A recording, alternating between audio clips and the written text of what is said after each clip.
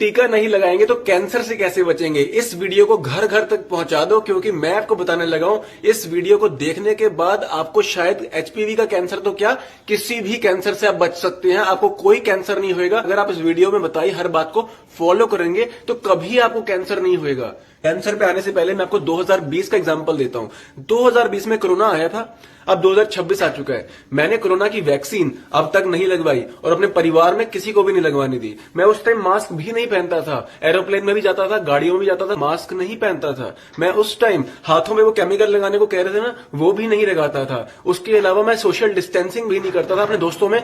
जिसको कोरोना होता था उसको गले भी जाके मिलता था, ठीक है ना। मुझे अब तक कोरोना नहीं हुआ।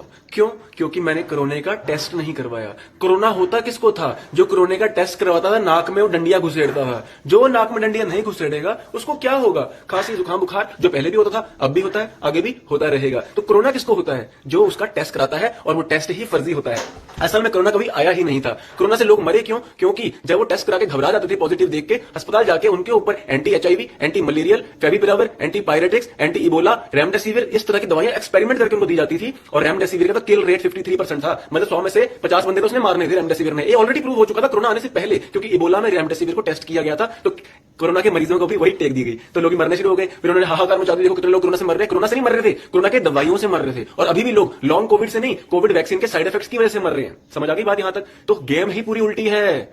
जो चीज बचाने के लिए दी जा रही है वो मारेगी आपको, और जिसको कह रहे हैं मार रहा है वो मार नहीं रहा। अब कैंसर पे आ जाते हैं। कैंसर से आपको कभी कैंसर नहीं होगा, आप कैंसर से कभी मर नहीं सकते। आपने सिर्फ एक काम करना है, आपने जाके अस्पताल, जब डॉक्टर कहेगा बायोप्सी करा लो, कहना नहीं करेंगे। मेमोग्राम करा लो, नहीं करेंगे। वो कहेगा एफएनएसी करा लो, नहीं करेंगे। वो कहेगा कोलोनोस्कोपी करा लो, नहीं करेंगे। वो कहेगा पैप स्मीयर करा लो, नहीं करेंगे। अगर आप इन सब चीजों को मना कर देंगे, आपको कैंसर होएगा ही नहीं, क्योंकि कैंसर होता ही उनके टेस्ट के बाद है, फैलता है। उससे पहले क्या होता है? पैपिलोमा हो सकता है, वार्ट्स हो सकते हैं, ठीक है ना। उससे पहले सिम्टम्स आ सकते हैं। और अगर आप अपनी नेचुरल इम्यूनिटी को बूस्ट कर लेंगे तो एंटी कैंसरस बायोमैकेनिज्म पाथवेज बॉडी में एक्टिवेट हो जाएगा और कैंसर खत्म हो जाएगा। उसके लिए आपको सीखना पड़ेगा नेचुरल इम्यूनिटी के बारे में।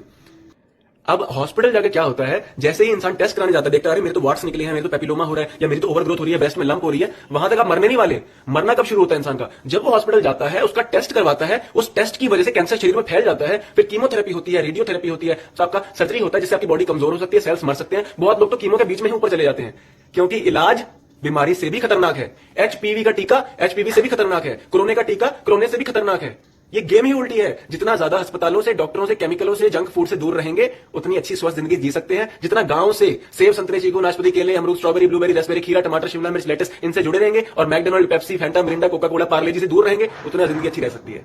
इस वीडियो को घर घर तक पहुंचा दो ताकि कैंसर किसी को ना हो।